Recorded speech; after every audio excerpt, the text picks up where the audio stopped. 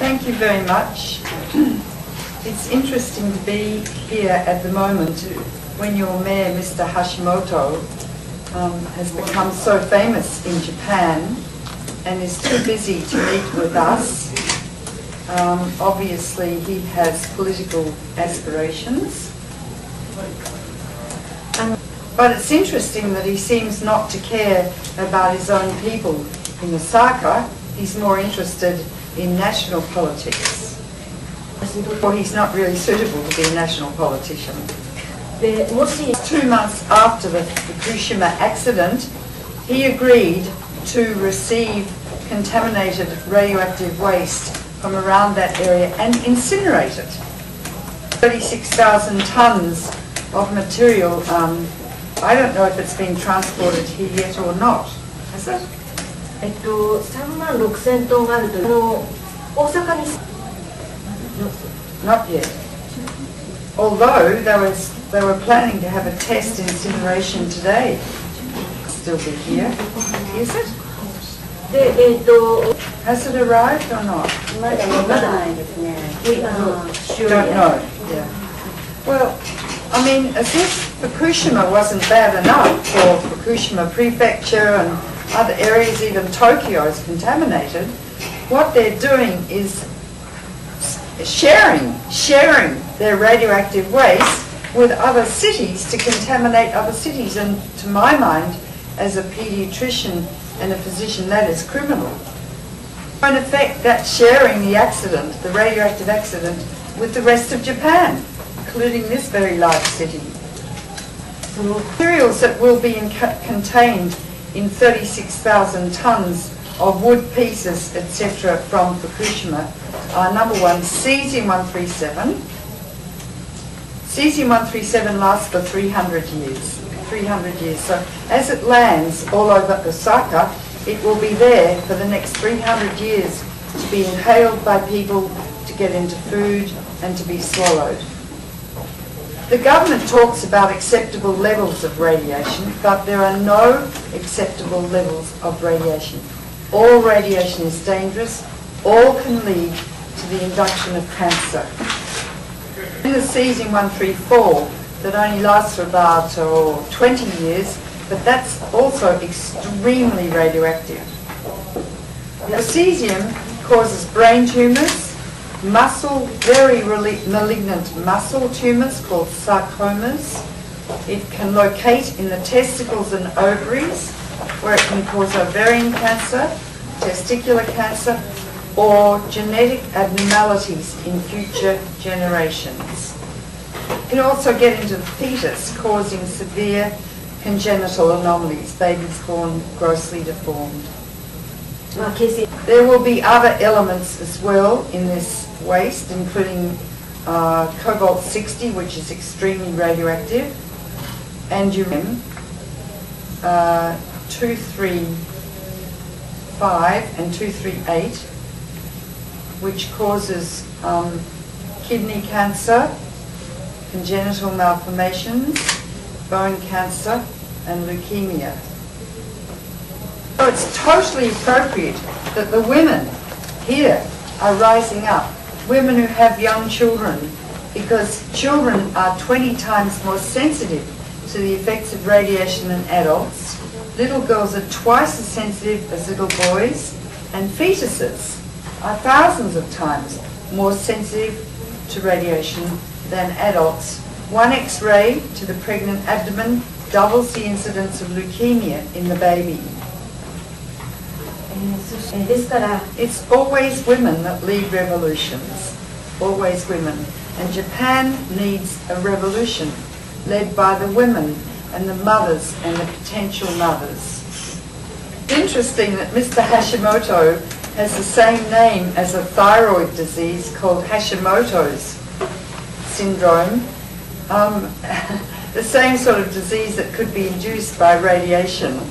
That's very interesting to me, and I think that should be emphasized in the media.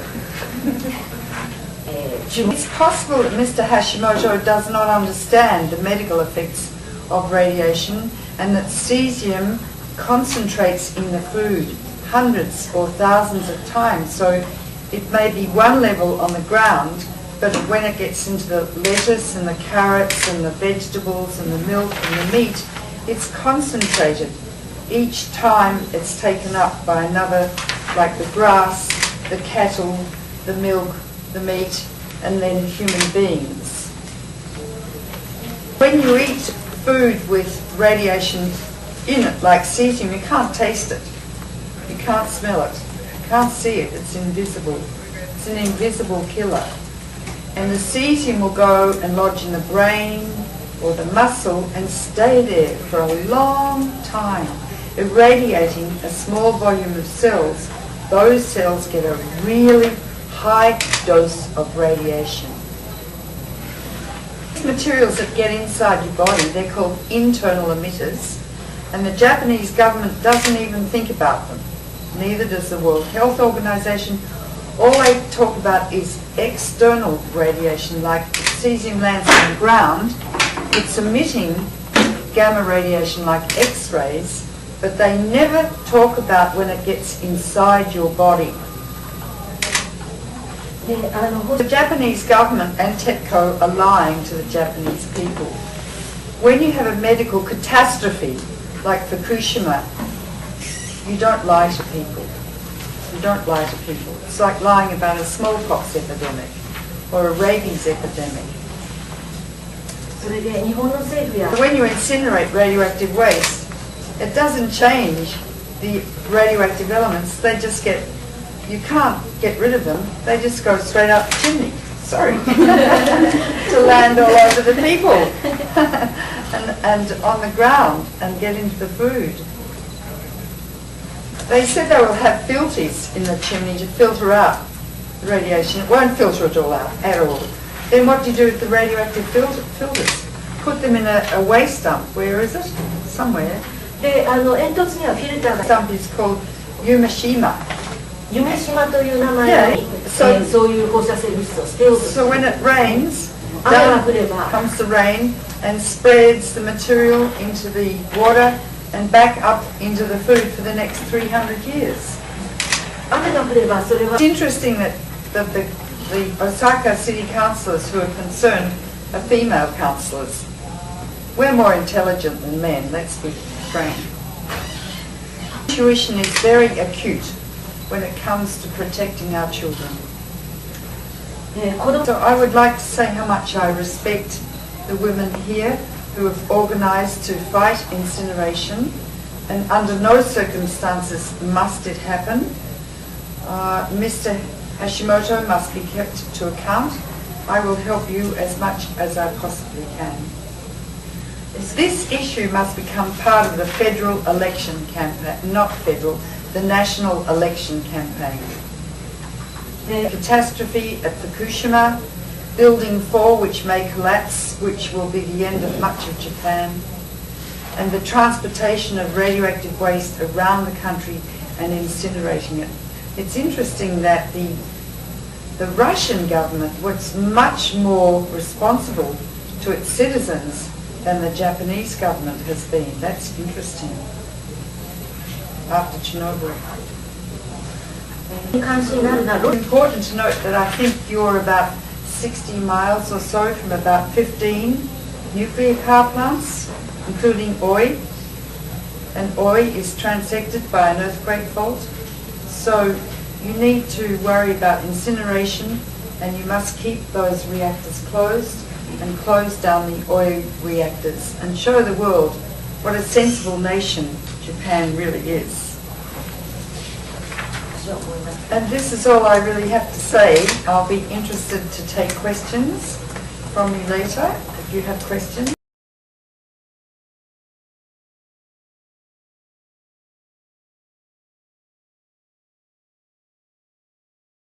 Go to the remix button, hit the remix button. That way you'll have this video. Otherwise, you know, YouTube's just going to control us, guys, and it's really bad.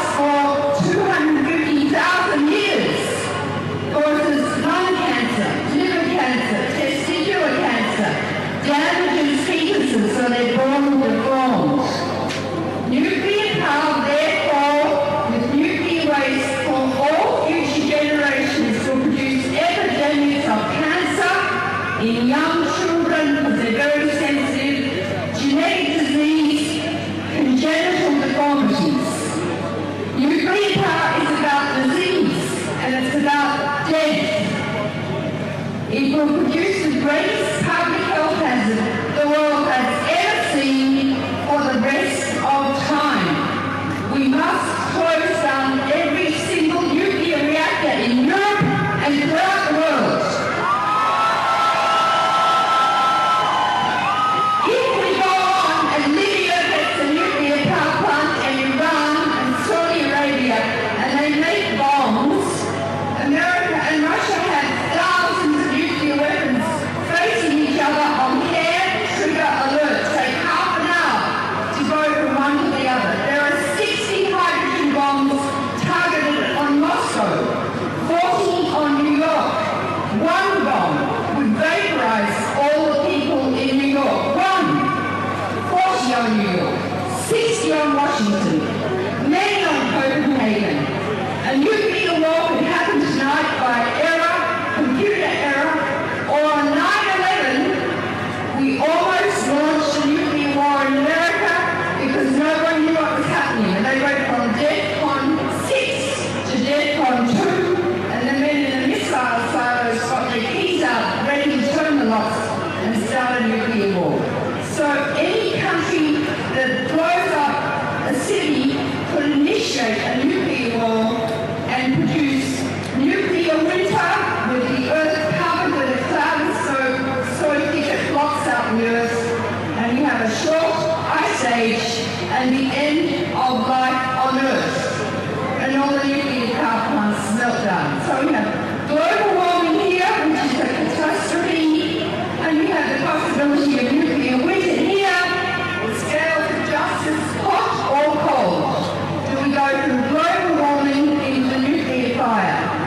We have to get the politicians to behave themselves, and if they don't, let even kidnap them. Lock them in our laundry.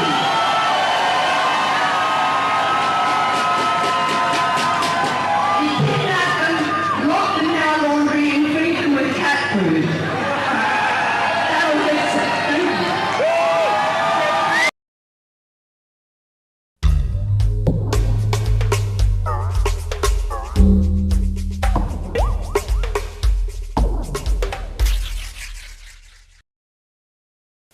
I'm going to start with the whiteboard, and I'm going to teach you about radiation and what comes out of nuclear power plants and what's at Hanford and what's in the Columbia generating station, so you understand, and I'll teach you how radiation causes cancer, okay? So you've got the basic dynamics of what it's all about. So there are 4 sorts of radiation, X-rays, and you've all had X-rays. Each dose of radiation you get adds to your risk of getting cancer. It's cumulative. Never have an unnecessary X-ray, and do not get your teeth X-rayed every year. You do not need dental X-rays unless you've got a really sore tooth. I know my husband was a radiologist. They make a lot of money and don't contribute to their funds. When you get an X-ray, they say, breathe in, hold it. They run out of the room and go click, and in that instant you're radiated, but you don't become radioactive, okay?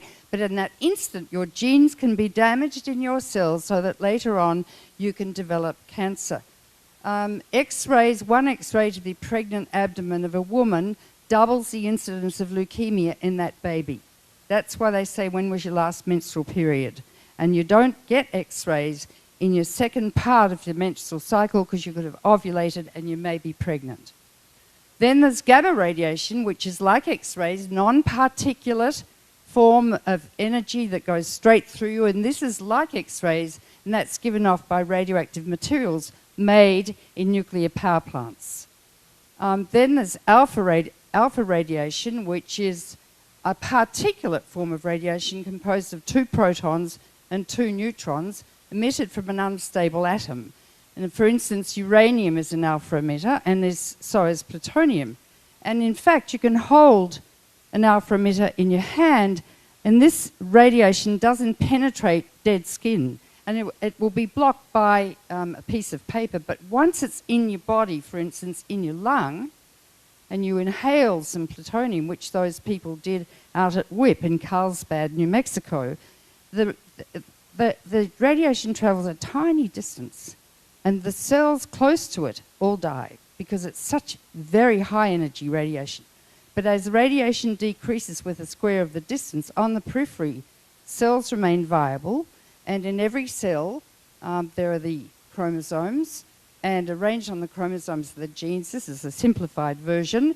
And in every cell there's a gene that controls the rate of cell division called the regulatory gene. And it's composed of DNA. And so if that is hit by an alpha particle or an X or gamma ray, then the cell can change biochemically, and it will sit quietly for any time from 2 to 80 years. And that's incubation time for cancer, whereas if I sneeze on you, you'll be sneezing in 2 days. The incubation time for measles, mumps, chickenpox, rubella is 3 weeks. But for cancer, it's a long, cryptogenic, latent time, and that's the ace up the sleeve of the nuclear industry. Because they can say, no one died. See, no one died. You've got cancer, lots of people get cancer. Do you see? And you have to do epidemiological studies to prove that a certain exposed population has a much higher than normal rate of cancer, and we'll get to that. Beta radiation is just an electron shot out from an unstable atom. Tritium is a beta radiation isotope, and the nuclear industry says, it's all right, it's just tritium, it's just part of water, don't worry. Don't believe anything the nuclear industry says, because they lie. Okay, so that's just basic radiation biology, very simplified. You also need to know that children are particularly sensitive to radiation, 10 to 20 times more sensitive than an adult male. And neonates, not neonates, but fetuses are extremely sensitive to radiation, maybe thousands of times more. And little girls are twice as sensitive as little boys. We don't know why. Women are more sensitive than men, and this is all in a study done by the National Academy of Sciences called BEIR-7, the biological effects of radiation. So we've known this for a long time, but the nuclear industry uses a standard 70-kilogram white 26-year-old male to say, okay, we can have that sort of radiation, and anyone can have that sort of radiation because this guy can tolerate it without much cancer. They take no account of the heterogeneity of the population. And when they had those X-ray machines in the airports, which I think they've now removed, the whole population was going through them. Fetuses, babies, children, old people who are very sensitive to radiation, immunosuppressed people who are also very sensitive to radiation. I think now the Transport Authority, or whatever they're called, has removed them. I never went through them. I had a whole body check, and I didn't care what they felt on my body. I wasn't going to be X-rayed. Okay, so now with that sort of preliminary discussion, let's go and look at what, can we move this sideways now, please? And we'll put on the first slide. What radioactive elements are made in a nuclear power plant, because all you really hear about is strontium-90, cesium-137, and sometimes plutonium, right? What you don't know is that there are a hell of a lot of radioactive elements made when you fission uranium. So when you put 100 tons of uranium in a nuclear power plant, like the Columbia generating plant, the atoms are very close together, and because they're shooting out neutrons all the time, neutrons hit another atom, that breaks apart and shoots out more neutrons, and it produces what's called a sustained reaction, and it splits apart the atoms, producing the energy that Einstein discovered, E equals mc squared. Energy equals the mass of the atom times the speed of light squared, an enormous amount of energy, and that's the energy you get when you blow up a bomb, hydrogen or atomic. In nuclear reactors, it's controlled fission, so it doesn't usually blow up, except sometimes. Where it did at Chernobyl, and it did at Unit 3 in Fukushima, there was a nuclear reaction.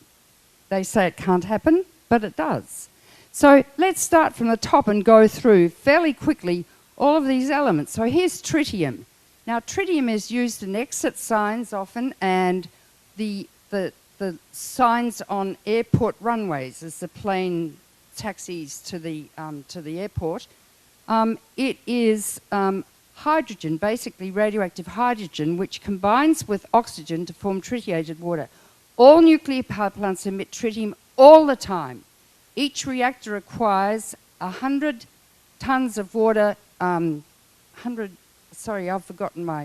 it's 100 tons of water per minute to keep it cool. And so am I right? Is it 100 or is it more? Come on. 450,000. Okay, 500,000. Yeah, per minute, circulating to keep it cool. And tritium gets into that water and then it goes out into the available river, lake or ocean. It also is emitted into the air, and there's nothing that will stop the egress of tritium except gold, because gold is very dense, and if you put it in gold, it won't get out. But if you put it in anything else, glass, or often they use tritium in watches so that you can see in the dark, because it glows in the dark. Tritium escapes from everything, but particularly they can't stop it getting out. So people living near reactors are in danger just from tritium, which actually does concentrate in food, and it's sucked up by the roots of the trees, up the xylem vessels into the leaves, and then at night it sort of drips down from the leaves. It gets into the fog around a reactor, and they found in Germany and other studies that children under the age of 5 living within 5 kilometres, you don't do kilometres, do you? Like all the rest of the world, but you stick to miles, right? So about 2 miles from a reactor have double the incidence of leukemia and a very high incidence of solid cancer children. And that's confirmed with a study in Britain and France. So it's dangerous to live anywhere near a nuclear power plant. But they also emit lots of other things from time to time, particularly when they refuel once a year. A lot of stuff gets out. But what they do is take that amount of radiation and they average it out over 365 days, so each day it's very low. But in fact, if you're there when they're refueling, you might incur and inhale radioactive elements to later induce cancer. So that's tritium, and then we'll just go down. Radioactive beryllium, carbon, of course. Carbon is an essential element of the human body. Carbon-14 lasts a long time. It hasn't got its half-lives here, but carbon is in the DNA molecule. Silicon, phosphorus, sulfur-35, chlorine-36, 2 isotopes of argon, potassium, and the body is rich in potassium. And if you want to stop your heart, you can give yourself an injection of potassium chloride and your heart will stop straight away. That's just a little hint. I might do that one day. I've told my daughter, she's a doctor, and she's very disgusted. 2 elements of calcium, of course, that's for teeth and bones. Scandium, vanadium, manganese. 2 elements of iron, which is imperative for hemoglobin in the body. Cobalt-60 is terribly dangerous, a very high energy gamma emitter, and beta.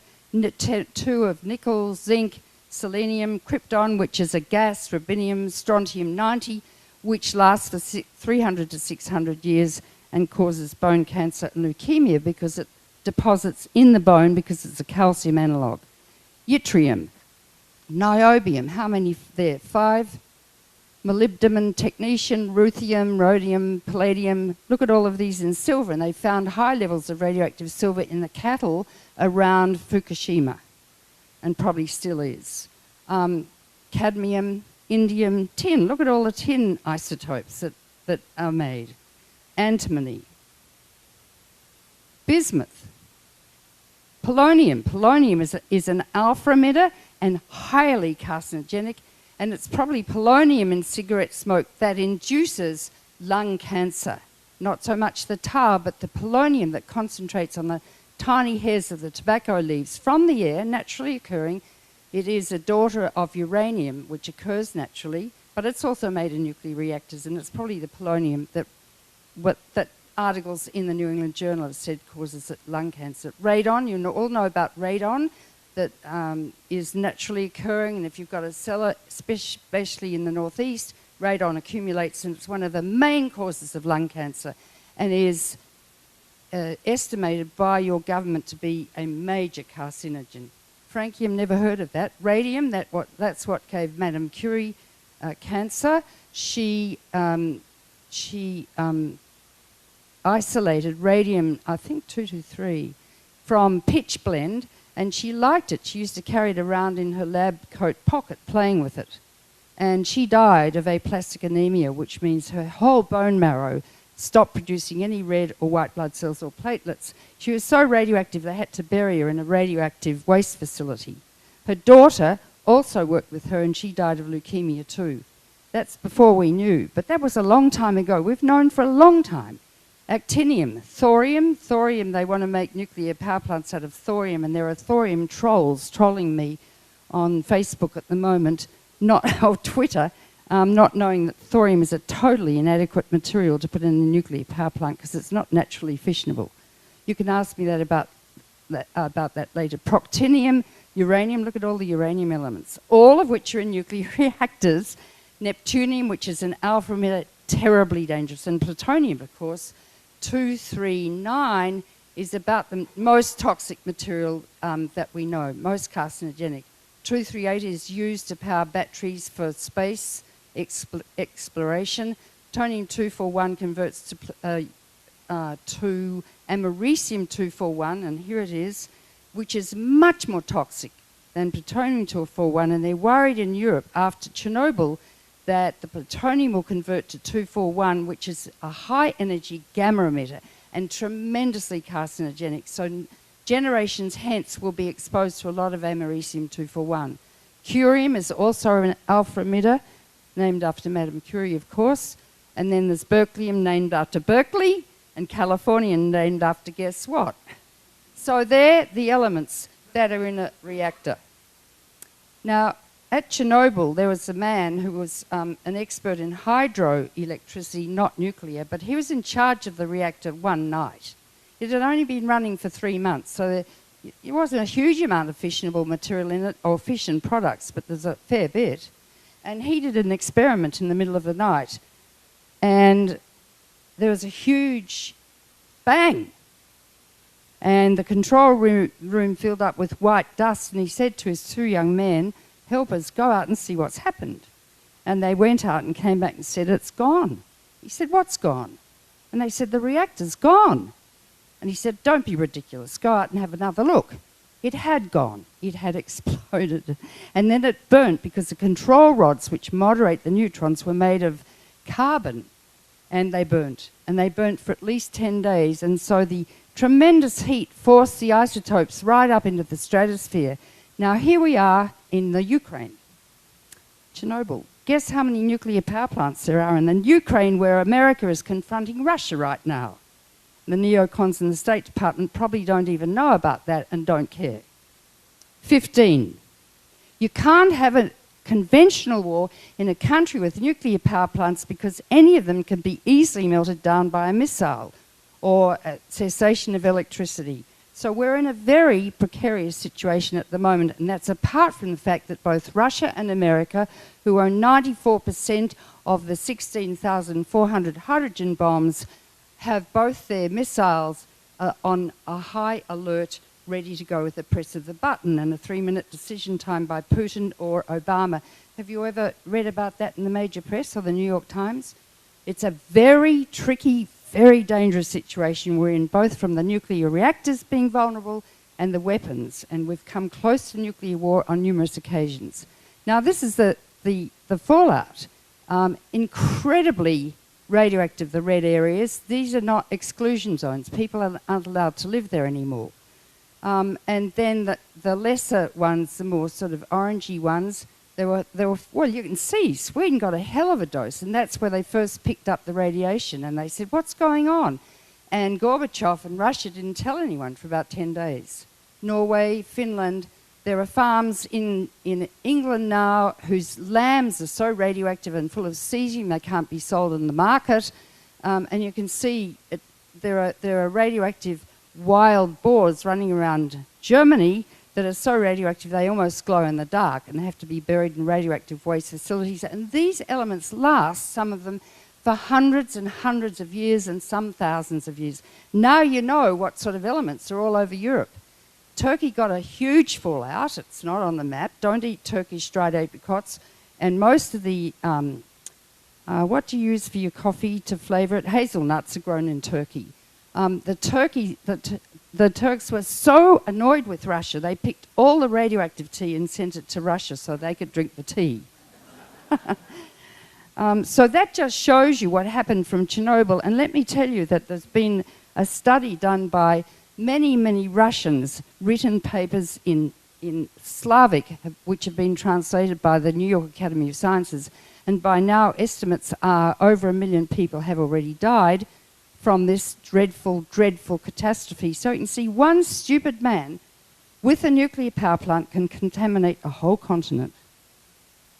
That's the lesson.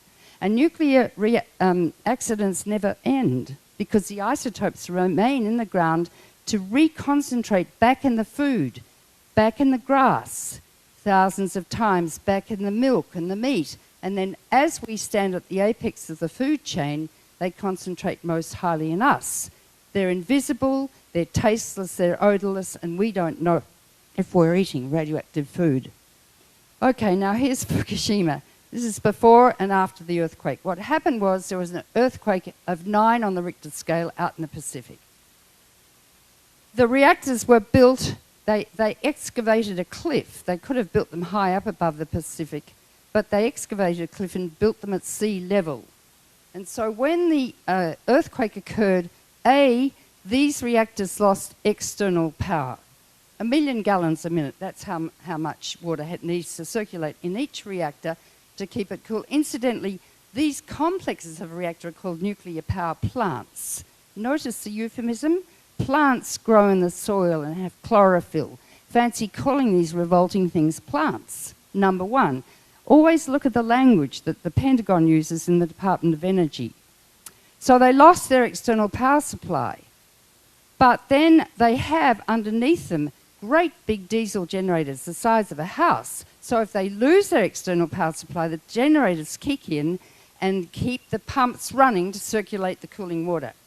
So then in came the tsunami, 45 feet tall, and the wall to protect them was only about 15 feet tall. So the whole thing was flooded, and you saw the pictures of the tsunami going inland, taking cars, boats, houses, people and everything. And so the diesel generators were drowned. Because, therefore, there was no circulation of cooling water, there were meltdowns within a few days in units 1, 2 and 3. The Japanese people were not told for 3 months that there had been meltdowns. The Nuclear Regulatory Commission knew about it, but they didn't tell you. And as well as that, there were 4 hydrogen explosions because zirconium covering the fuel rods reacts with water at high temperatures and air, causing hydrogen. And because these reactors didn't have proper venting systems, and I know the 3 GE engineers who designed them, and they resigned from GE in 1975 because they knew these reactors were dangerous.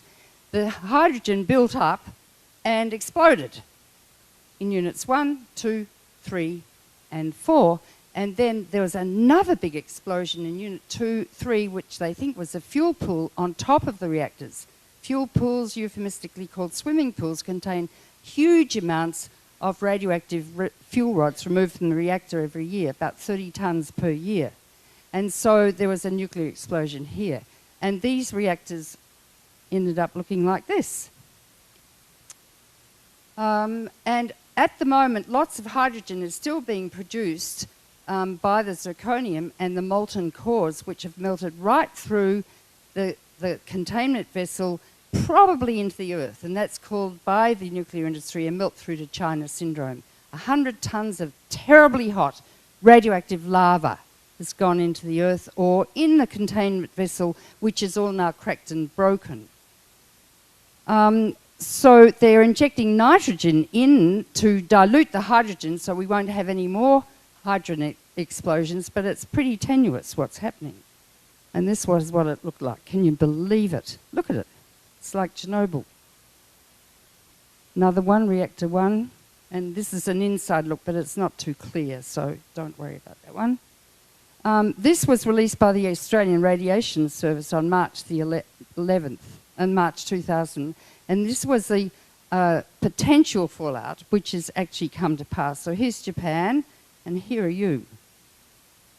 So within and this is the airborne radiation, and for the first 2 days, the wind was blowing from the west towards the east towards you. And the ambient levels of radiation in Seattle went up 40,000 times above normal. Did you know that? And if you didn't know, why didn't you know it? And if you weren't told by the government, why not? Because you elect the government to represent you and not the corporations. Huh? The government, all the people in the government, the Congress and the President are you're their leaders. You are their leaders and they are your representatives. And if you don't use your democracy to make sure they do what you want them to do and you go and see them every week when they come home, etc., then it's your fault that things are going wrong and you lose your democracy. Democracy requires a lot of work, not just tweeting and Facebooking, going and seeing these characters and taking the doctors with you and sitting down and explaining to them what I'm explaining to you now. So they understand, because most politicians are scientifically illiterate. Okay, so here the Tokyo University did this as a model of where the radiation went. So the meltdown occurred on the 11th of March, so here's the 18th. There you are. And then the 21st, 3 days later, here you are, and it's covering, they even found americium in Boston, which is where my grandchildren live. And then it starts circling the northern hemisphere, which it did, and the radiation was found all over the place. This is released by the US Department of Energy. Now, after 2 days, the wind changed and blew inwards towards Japan. And although America was monitoring where the radiation went with their aeroplanes, measuring the gamma radiation in the cloud of radioactive elements, and the Japanese government also knew, they didn't tell the people because they didn't want to create panic. You mustn't have the people panicking if you tell them the truth. In medicine, we have to tell you the truth, and you might even panic. But then we help you with your grief, and we help you through the diagnosis. So people fled into the path of the highest radiation levels, very, very high levels. And this is the high dose zone. After the radioactive plume was discharged, a very high level was discharged on the 15th of March, probably following the explosions, and washed down by rain from the atmosphere onto various parts. And these red dots are extremely high levels of radiation. That just goes through what I've told you, basically. Radiation is insidious. You can't be detected by sensors at all. Gamma radiation, like X-rays, which is when the isotopes are on the ground, just goes straight through your body, so you're living in a constant field of X-rays. Beta particles and alpha, I described that, what they do to genes. Well, they only really talk about the nuclear industry, iodine, and everyone living near a reactor, and probably you, should all have potassium iodide in your cabinets, medicine cabinets, because if there's a meltdown and the wind's blowing towards you from the Columbia generating station, and if you know that it's happening and just before the radiation hits you, take potassium iodide, which saturates the thyroid gland so it won't take up radioactive iodine.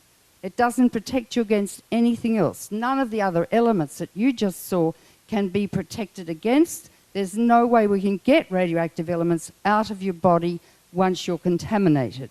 Iodine has a half-life of 8 days, so it lasts for about 6 weeks.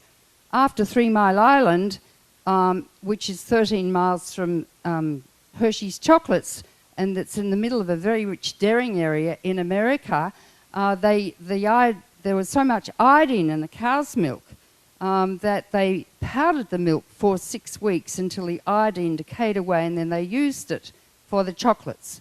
But cesium got out too, which you multiply by 10 or 20 years to find its total life. The half-life is 30 years. So say 300 years, don't eat Hershey's chocolates. Strontium-90 lasts for 600 years probably. Calcium analog, don't eat Hershey's chocolates. Plutonium-241, which decays to americium-241, I've described, 9 years. Don't eat Hershey's chocolates. I've been saying it for I don't know, 30 years, however long, and they haven't sued me. They probably would be silly to sue me because then there'd be a big publicity about Hershey's chocolates.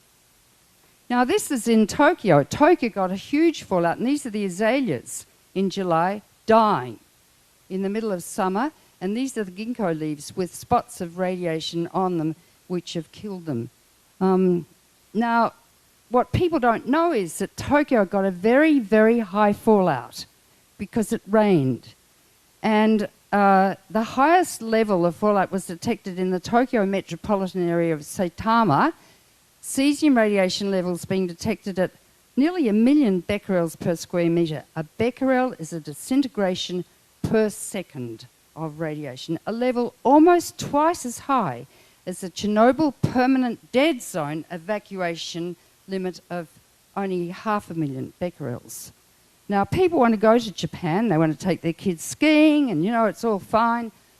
I just say, don't go to Japan. I've been there 3 times. You don't know what you're eating.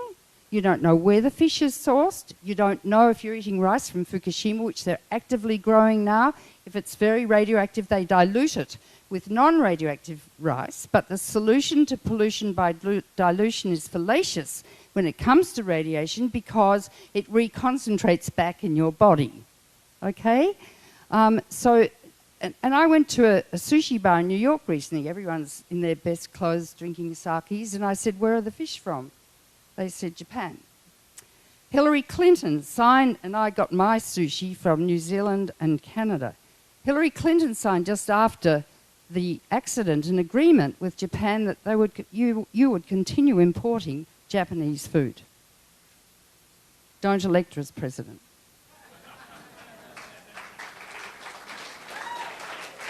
This Bernie Sanders or Elizabeth Warren, I don't know what to do. Do you know? Anyway, so this is what happened at Chernobyl. These are very grossly deformed children, birth defects, who were affected in utero by the radiation. That's a case of elephantiasis, lymphangiectasis. And these are very grossly mentally retarded children. There are homes full of the most grossly deformed children around Chernobyl, such that we've never seen in the history of paediatrics before. And that will continue for years. This is a very important book that you all must go to Amazon and buy right now. Consequences... All right, get it elsewhere. I don't care where you get it. Okay, so it's by Yablokov, Nesterenko, and another Nesterenko, with the 5,000 papers all converted, translated to English. And this is a very interesting photograph taken by Tim Rousseau, who's a developmental biologist, an evolutionary biologist. So the tree was growing normal with its xylem and phloem vessels till Chernobyl hit. And you can see how dense and how tiny the growth rings are post-Chernobyl. Really, that says everything. What happens to plants, what happens to animals, happens to human beings. Now, the New York Academy of Sciences published this, Annals of the New York Academy, but because they've got a lot of pro-nuclear people on their board, they say they don't think it's worth reading anymore because it didn't get adequate peer review.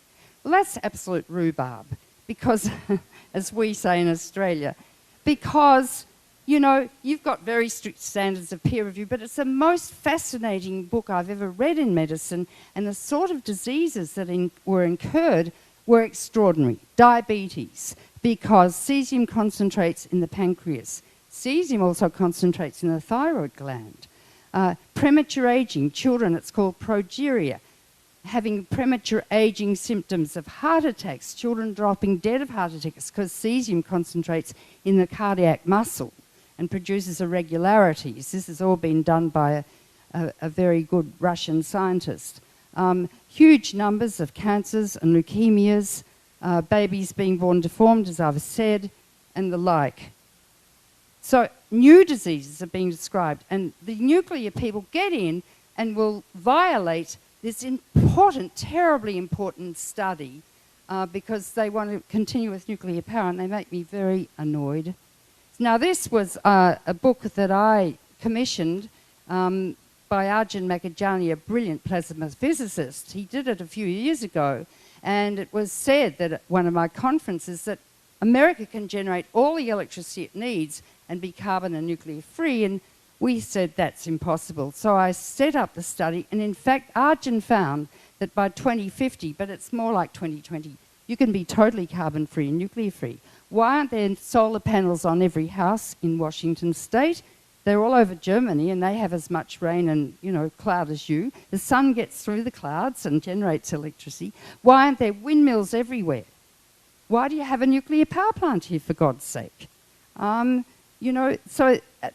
burning coal just has to stop now, because predictions are it's going to be 6 degrees centigrade hotter by the end of this century, meaning our children and grandchildren and descendants will not be able to live. We can't live at those temperatures. I don't know how to get the politicians onto this, except to remove the oil, coal and, what is the other one? Gas, natural gas companies from putting money in their pockets. I mean, you've got a courtocracy, not a democracy.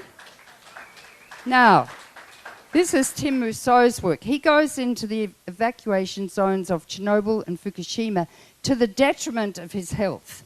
And he's looking at the barn swallows and the insects to see what's happening to them. These little white spots are mutations on their feathers. There's one there, and I think that's all mutation. There's a tumour here, abnormal beak here. I can't tell what that is. And their tail feathers are abnormal. These are all mutations. 40% of the male birds are sterile, can't reproduce. So, and that happens to humans too. And most of them they examine have cataracts, and we know very well that radiation induces cataracts, and they found there are a lot of cataracts in Belarus and the Ukraine and the like. And incidentally, the Ukraine, where all this mess is going on, is incredibly radioactive. And they've got, they're developing these diseases which are not being talked about. Now, I don't have a map of America, for which I apologise. But this just gives you an indication of Europe right now. So here's the Ukraine. And these are all the operative nuclear power plants. The black ones are non-operative. Look at them, 15 in the Ukraine. Russia, look at them all. And the nuclear industry, your nuclear industry, is rushing around the world selling them to the United Arab Emirates, to Saudi Arabia, to Pakistan, to anyone who'll buy them. And they are truly criminal, because nuclear power induces cancer, leukemia, genetic diseases for the rest of time. What I haven't talked about is that we all have several hundred abnormal genes in our eggs and sperm. And you don't know unless you breed with someone with the same gene, a recessive gene. For instance, you can't have blue eyes unless you have 2 blue-eyed genes, right? If you have a brown-eyed, that's dominant, and a blue-eyed recessive gene, you have brown eyes. So here's a quiz. 2 parents with blue eyes had a brown-eyed child. Where did the brown-eyed gene come from? What? Yeah, the milkman. So we all carry genes for cystic fibrosis. 1 in 2,500 of us carry the gene for CF. And we all carry, well, recently, and I've been going around the world for 40 years saying this as a paediatrician, my specialty is cystic fibrosis, and many of my patients died under the age of 10. They are now having heart-lung transplants. But I discovered recently that my beloved older son has hemochromatosis, which is a recessive gene inherited from his father and me, and it's an abnormality in iron metabolism where they can't get rid of their iron, so it collects in the liver, causing cirrhosis, in the heart muscle, causing damage to the heart. And the way he's treated is he gets venesected every few weeks. You know, litres of blood are taken from him to keep the iron levels low. But you see, you don't know what you've got till you start reproducing and watch your grandchildren and the like. So that's a lesson. Look at France, they're nuts. And if there's and you know, the French love their food, but you can imagine how much tritium is escaping in all sorts of nuclides from the French reactors. The Spanish are into it, and I've been to Spain lecturing them about that, but they didn't take any notice. What can you do? these are all closed down in Britain, but they're going to build more because it's very exciting. And you know, there's something about, I wrote a book called Missile Envy. And all the generals hated it, but every single general had a copy on his bookshelf in the Pentagon. Well, I think that E equals MC squared is a substitute probably for male, will I say it? Erection and ejaculation. And they like it, and it's this sort of energy that really grabs them. And I'm going to write a book about this called Why Men Kill and Why Women Let Them, and I'll go into all of this sort of dynamics and psychiatry and philosophy and hormone receptors in the brain and the like. But there's got to be something about this, you see, and it's mostly men in charge of the nuclear industry. Norway, you'll see, is non-nuclear, and Denmark, and there was a man in Denmark who said, I don't want to have a child with 6 fingers. And Denmark now sells wind power all over the world. Germany is closing its reactors down by 2022 because Merkel, who's a physicist, got such a fright after after Fukushima that she agreed to close them down. And Germany now leads, one of the world's leaders in renewable energy. Why aren't you, for God's sake? I thought Americans had a lot of initiative and creativity. Get going. This is a tomato that was grown in Fukushima. You know what that is. It's mutations. So that's it.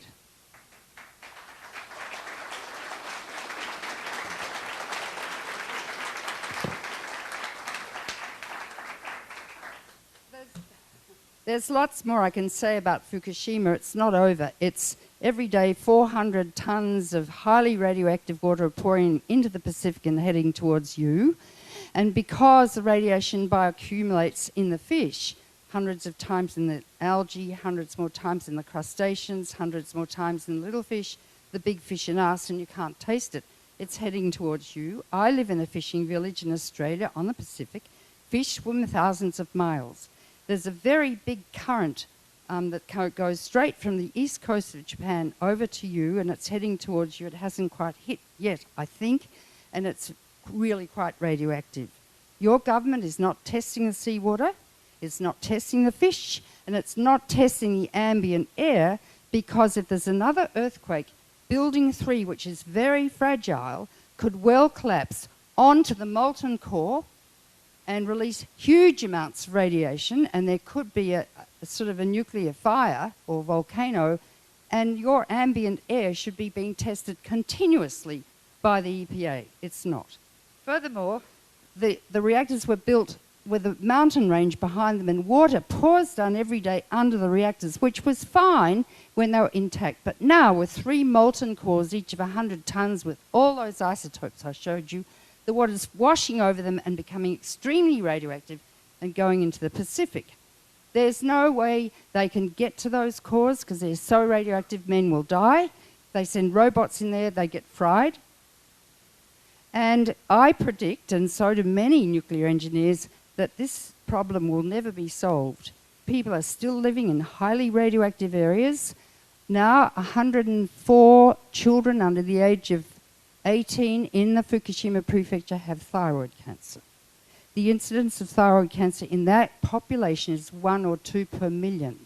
Oh, but the industry says it's not caused by Fukushima because this cancer started too early. They occurred 4 years after Chernobyl, but these started occurring 2 years after. It just means the kid's got a really high dose. And it's prognosticated that because they got a high dose, more and more cancers are going to appear in that exposed population for this generation and all the rest, because they're eating radioactive food all the time. So they say, oh, you can only have 100 becquerels per kilogram of radiation in your milk or your meat. But if you keep eating it every day, of course, the cesium, the strontium and the like keeps accumulating in various organs. Do you see what I mean? Don't eat any seaweed, any miso, any rice or anything from Japan. Don't let any kids go to Japan. And I'll just finish by saying it's lucky the earthquake occurred in the afternoon on Friday, because there were over 1,000 people at Fukushima Daiichi, and just down the coast is Fukushima Daini with 4 nuclear power plants. They were terribly disturbed, and the whole thing was about to melt down there too. Now, if it had occurred in the middle of the night, there would have been 100 people only at Daiichi and Daini, and in fact, it would have been, as David Suzuki says in Canada, bye-bye Japan.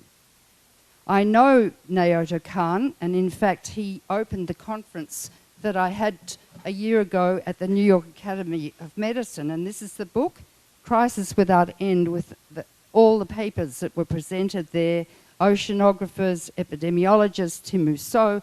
It's really a short, easy to read and full of facts. It's the first book of its kind, and Naoto Kan was having to consider evacuating Tokyo. 35 million people. That still could happen. And every day, hundreds of tons are sucked out because they're pouring water all the time to keep the cores cool, and that water is recirculating and putting into 3-story tanks, which are stuck together with plastic and corroding bolts, and there are over 1,000 of them, and if there's another earthquake, those tanks will collapse and all the water will go into the Pacific. But they're running out of room for the tanks, so they're asking the fishermen, please, can we allow this incredibly radioactive water just to go straight into the Pacific? So every day it's about 400 tons of radioactive water, and then you've got also these tanks and the other water has to be stored. So it's a hell of a mess. Your media is not covering it. There's a big cover-up. Obama is a nuclear president. Exelon paid $250,000 to get him elected. And you're in trouble. Okay, well, we'll stop now, and I bet you've got lots of questions.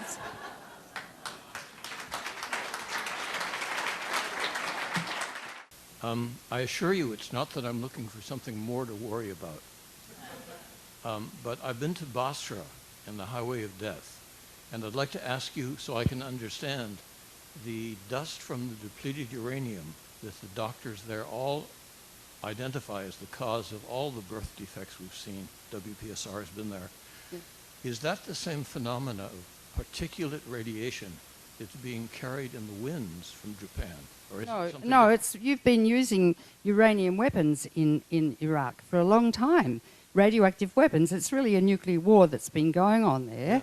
And when these uranium shells, uranium is 1.7 times more dense than lead. And so as momentum equals mass by velocity, it's big in mass, and it just penetrates the armour of a tank like a hot knife through butter, but 80% of it burns, producing tiny particles less than 5 microns in diameter to be inhaled into the lungs, and it's scattered around the desert. The children play in the destroyed tanks. It concentrates in the food. It gets into the water. And in Basra, there are so many congenital anomalies now that the doctors have told the mothers to stop having babies. And it's the same in Fallujah. And there's a very high incidence of tumours, of cancers in children, and they can't treat most of them because of the sanction you imposed upon them, and God knows what's happening now. And uranium-238 has a half-life of 4.5 billion years, so you've contaminated, and Australia has too. The uranium in the Fukushima reactors was our uranium. Contaminated the cradle of civilization between the Euphrates and Tigris for forever. The wind blows that dust into Baghdad and all around. Well, they used the weapons in Baghdad too. Yeah, but not as much. But that's not my question. It is still trying to understand the dust that's blown. Is that different than the air that carries radiation from Japan? And how so is it? No, it's not different. It's just uranium instead of strontium or cesium or whatever. It's an alpha emitter, like plutonium, and extremely carcinogenic and mutagenic. It's the same sort of thing. So it is particulate radiation that comes on the Well, air. it's aerosolized size. Yeah. Less than 5 microns can be inhaled into the terminal bronchi, and it gets into the terminal bronchi and then is transferred by macrophages into the lymph glands and the like. Thank you so much for all you do. Oh, thank you. Yes. Yes, really, thank you for all you've done. My question is a bit minor. You've mentioned much worse things since, but could you run down the arguments against thorium for me? Yeah, thorium is not naturally fissionable. So you have to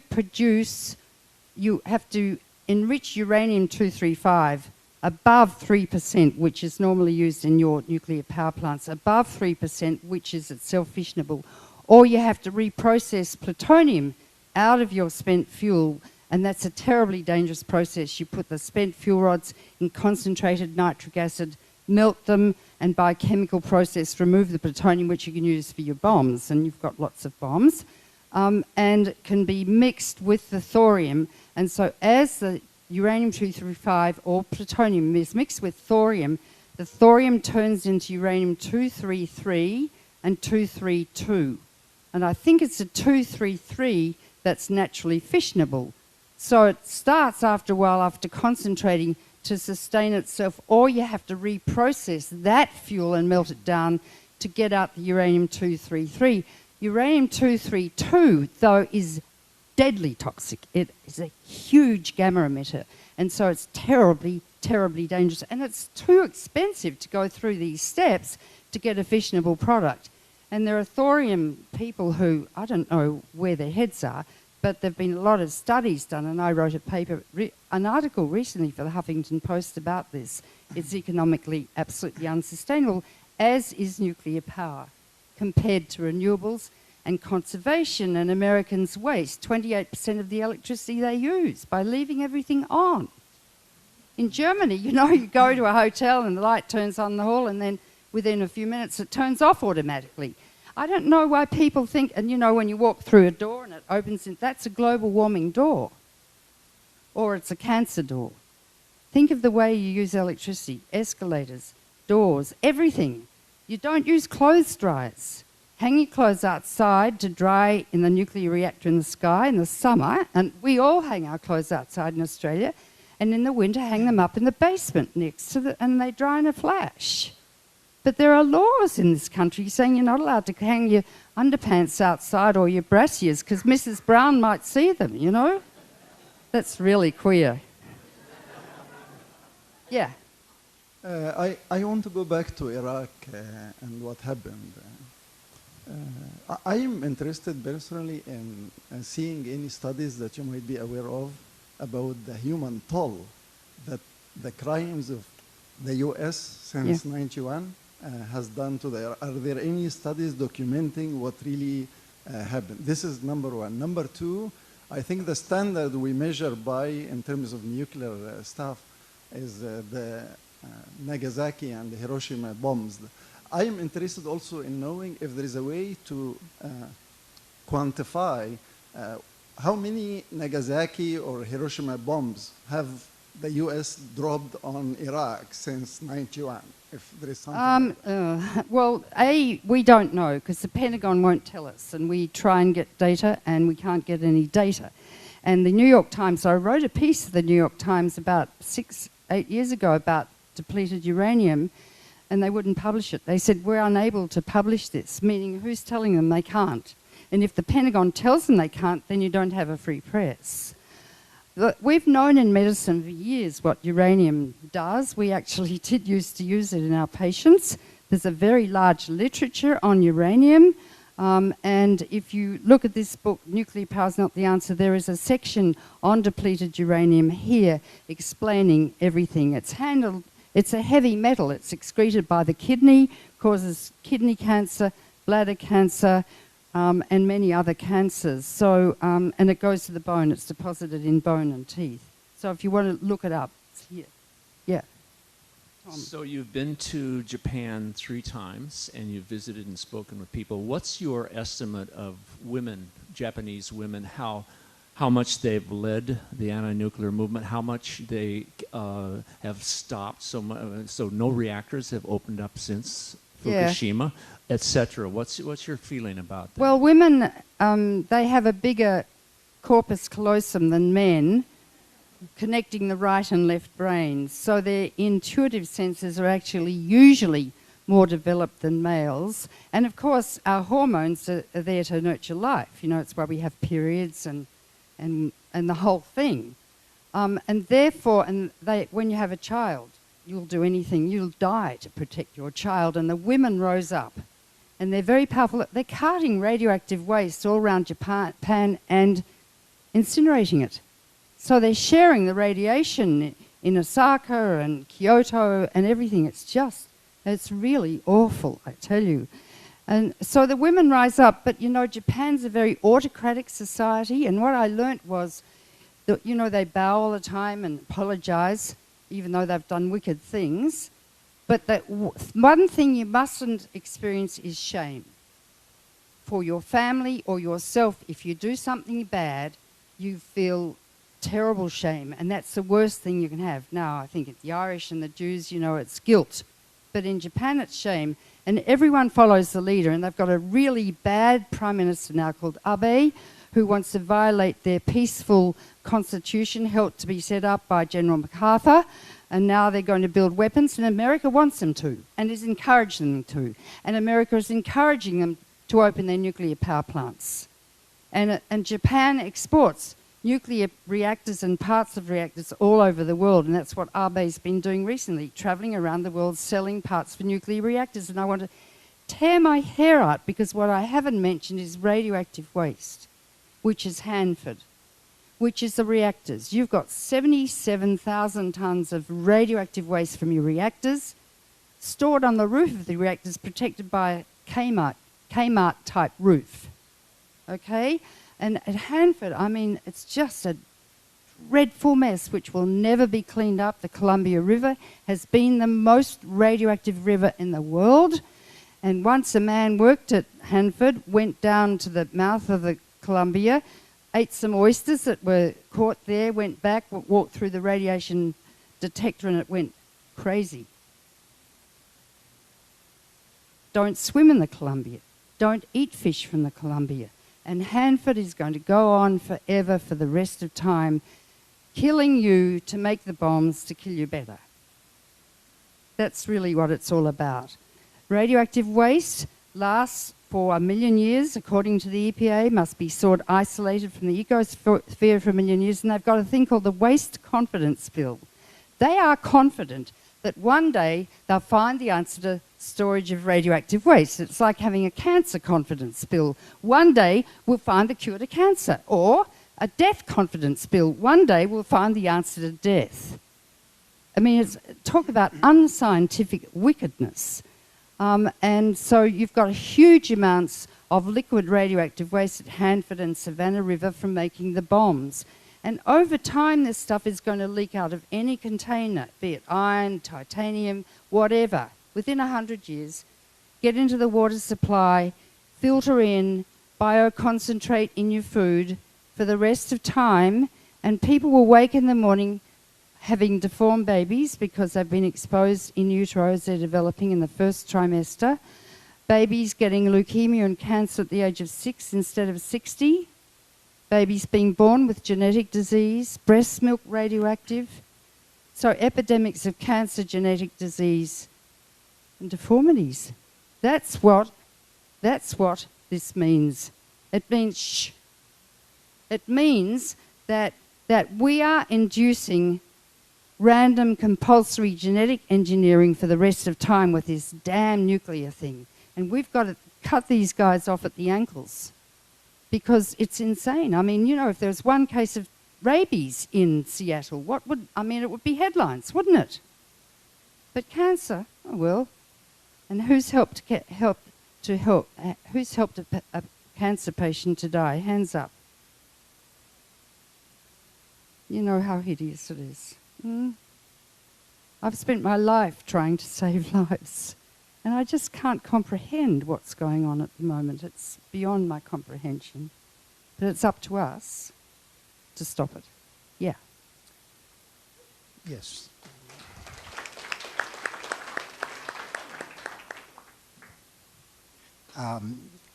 Regarding causes, well, you said the representatives represent the corporations, they don't represent the people.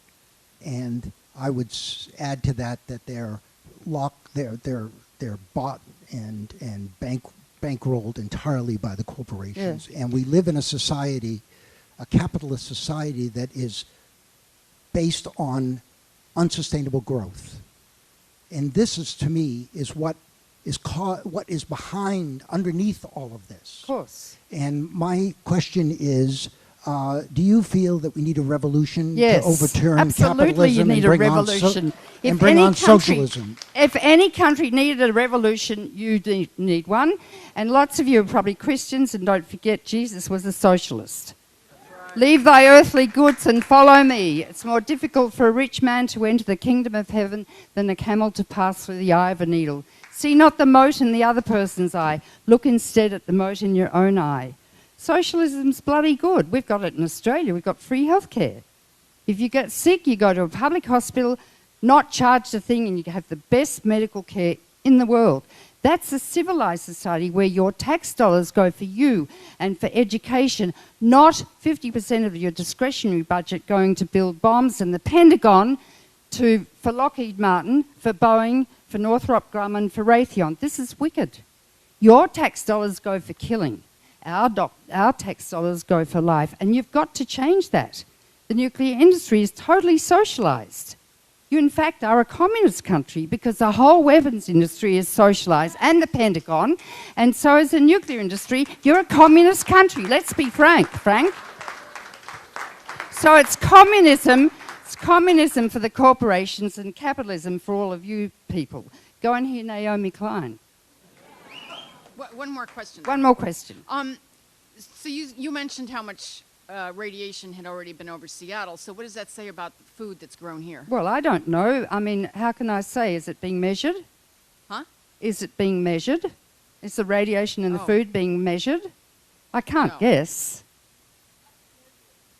Well, it has. Well, Miriam, do you want to quickly say something quick? Well, Miriam's measuring. Are you measuring the food here, Miriam? So, yeah. Just very quickly. Measuring food is a little bit difficult. My organization is called RADCAST. It's RADCAST.org. We're taking samples of food that people want to give us. We can only test for gamma. Helen talked a lot about the different types of radiation. If you get in touch with us, we can potentially help measure food that you're interested in. Yeah, but the government should be doing it. You shouldn't have to do it, and it's your government. It's your government. And you've got to go and make friends with your legislators and say, no, look, if you don't do what I say, you're not getting elected next year, and you will walk around to every house and door knock on the house and teach your public what's going on.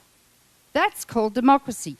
Not sitting at computers doing Twittering, which I do, and Facebooking. It's getting out, using your bodies like the wonderful people in Wisconsin did when they took over the State House. It's time. And I just want to say one more thing. Revolution. We had a revolution in the 80s.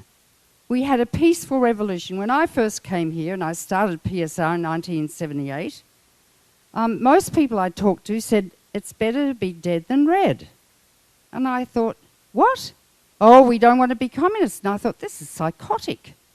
So we got together, I don't know how many, 135, I can't remember how, 23,000 physicians, and we started dropping the bomb on Seattle and on Boston and describing the medical effects. And the journalist said, well, what are doctors talking about this? This is political. We said, no, it's medical. And so we blanketed the country with media and education, and I was often on the media because I had a Hollywood agent who worked for me for free, and in 5 years, 80% of Americans were opposed to nuclear weapons. That was a peaceful, sagacious revolution, a Gandhian revolution in thinking. And that's what we've got to do again. And as President Jefferson said, an informed democracy will behave in a responsible fashion. This democracy is not informed. If you get up and start going and educating your legislators, you'll get in the media. Then they'll say, why are you aggravating this one and talking and taking doctors and stuff? And then you have access to the media. Peaceful, educational. It's education that we need. Yeah. Yeah, okay, go on. I was just wondering if South America or Australia would be safer long-term than around here. Yeah, the Southern Hemisphere at the moment, because of Fukushima, is and will be safer. than the northern hemisphere, because the two air masses don't mix at the equator. So when all the bomb tests happened, the fallout basically occurred in the northern hemisphere, except when the British came down to Australia and we let them blow up bombs, and I got a very, very high fallout in Adelaide where I live, and I've got a multinodular thyroid goiter, and so has my brother. But on the whole, and because of all your reactors here, you've got 103. I mean, it's not if but when there's another meltdown. And if it's in America, that'll be the end of nuclear power. Because let's be frank, Americans don't seem to take a lot of notice of Russians getting cancer. And when I was on the ABC radio just after Chernobyl, the man said, but they're all communists. And I said, but they're people. They're human beings. They're patients. And then, you know, Japan they've passed a new law in Japan to say that any reporter reporting on Fukushima can be jailed for 10 years. It's a secrecy law, yes.